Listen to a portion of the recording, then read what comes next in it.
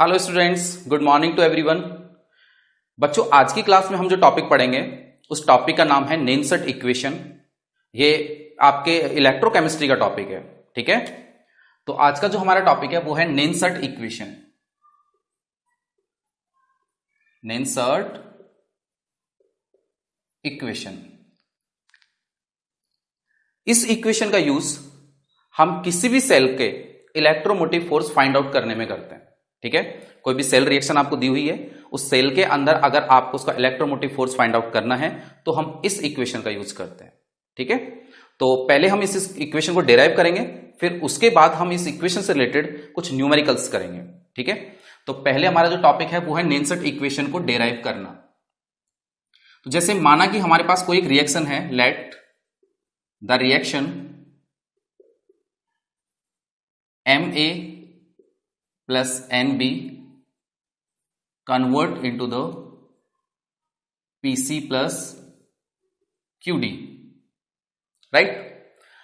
अगर हम यहां पर मास एक्शन लॉ से देखें, मास एक्शन लॉ अगर हम यहां पर अप्लाई कर दें तो बच्चों हम यहां पर इक्विलिब्रियम कांस्टेंट फाइंड आउट कर सकते हैं Kc, और Kc होता है product upon reactant according to mass action law. तो प्रोडक्ट क्या है हमारे पास, Pc और Qd, जहां पर C और जो D है वो है बच्चों कंसंट्रेशन ऑफ प्रोडक्ट, A और B है वो है कंसंट्रेशन ऑफ रिएक्टेंट, M और N है वो है moles of reactant, and P and Q is the moles of product, right.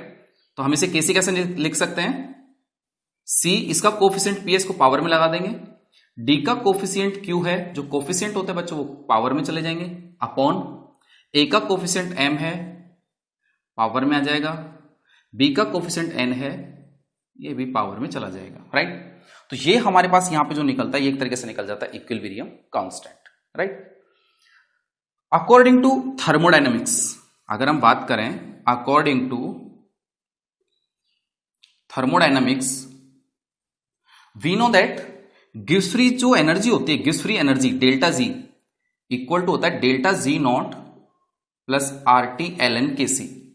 Students यहां पर जो एल एन है इसका मतलब होता है नेचुरल लॉग, यानी कि ऐसा लॉग जिसका बेस क्या होता है ई, राइट। तो उसको हम नेचुरल लॉग एल एन लिख सकते हैं, लॉग के सी है नेचुरल लॉग होता है ये वाला। तो ये हमारे पास एक फॉर्मूला होता है गिव्स फ्री एनर्जी का, यहां से हम डेल जी और डेल जी नॉट को इलेक्ट्रोमोटिव फोर्स की फॉर्म में कन्वर्ट कर देंगे। कैसे करेंगे, डेल जी जो होता है ये डेल जी इक्वल टू होता है माइनस एन एफ ई, और जो डेल जी नॉट होगा वो होगा minus N F E naught. Del G जो है वो है गिव्स फ्री एनर्जी, और डेल जी नॉट जो लगाया है इसको बोलते हैं स्टैंडर्ड गिव्स फ्री एनर्जी। इसके रिस्पेक्ट में जो हमने ई फाइंड आउट किया है यह है स्टैंडर्ड इलेक्ट्रोमोटिव फोर्स, और इसके रिस्पेक्ट में जो हमने ई फाइंड आउट किया है ये ई होता है हमारे पास electromotive force, normal electromotive force. F का मतलब नंबर ऑफ फैराड होता है जिसको हम फेराडे कह सकते हैं, और एन होता है यहां पर एक्सेप्टेड या फिर डोनेट किए गए नंबर ऑफ इलेक्ट्रॉन्स होते हैं, राइट। तो हम यहां से डेल जी और डेल जी नॉट की वैल्यू यहां पे पुट कर देंगे, तो minus N F E equal to, देखिए हमने डेल जी के जगह पर हमने इसको पुट किया है माइनस एन एफ ई को, equal to del G not को कहां से रिप्लेस करेंगे, minus N F E not plus R T L N K C, right. हम इसको यहां से माइनस एन एफ से डिवाइड कर देते हैं, तो divided by minus N F, तो यहां पे क्या बचेगा, E equal to E not minus R T upon N F L N K C, right. अब यहां पर जो हमारे पास लॉग दिया हुआ है वो नेचुरल लॉगरिथम है, हम इसको बेस 10 की फॉर्म में कन्वर्ट करते हैं। जब E बेस को 10 बेस पे कन्वर्ट करते हैं तो 2.303 से मल्टीप्लाई करना होता है, तो E equal to E not minus 2.303 R T upon N F L N को अब हम क्या लिख सकते हैं, लॉग 10 के सी। यहां पर जो के सी है वो हमारे पास बिल्कुल डिफाइन है, इस तरीके से हम के सी फाइंड आउट करेंगे, यानी कि product upon reactant, this term is product and this term is reactant. So यहां पे क्या लिख देंगे हम, प्रोडक्ट अपॉन रिएक्टेंट, ठीक है। तो हमारे पास ये वाली इक्वेशन आ जाती है। लेकिन अगर हम इस इक्वेशन को सॉल्व करते हैं किसी एग्जाम में, तो यहां पर जो कैलकुलेशन होती है वो काफी टफ हो जाती है। तो इस कैलकुलेशन को हम सिंपल करने के लिए हम स्टैंडर्ड टेम्परेचर पर ही हमेशा इलेक्ट्रोमोटिव फोर्स फाइंड आउट करते हैं। तो temperature T equal to 298 kelvin अगर हम यहां पे पुट कर दें, राइट, हमेशा स्टैंडर्ड टेम्परेचर 298 केल्विन लिया जाता है। F आपको सबको पता है 96,500 कूलम होता है, 1 फेरेड इक्वल टू, राइट।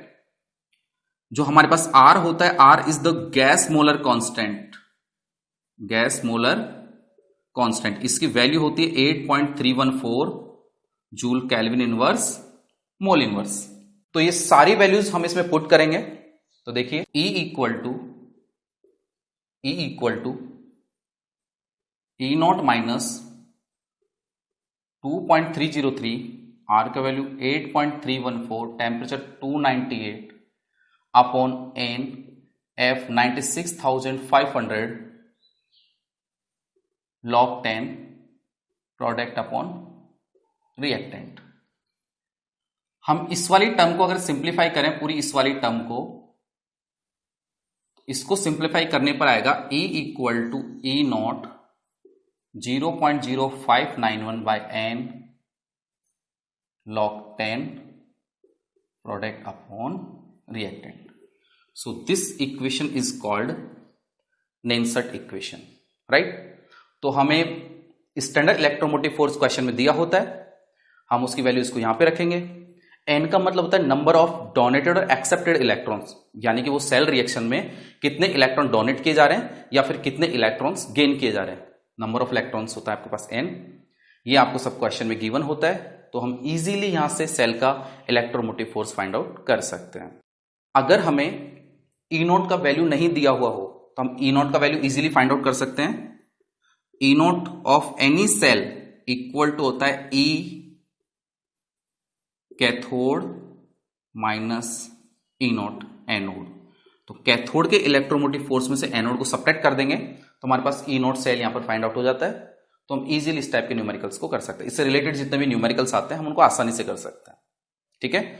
तो नेक्स्ट क्लास में हम इसके कुछ न्यूमेरिकल्स अटेम्प्ट करेंगे। Thank you.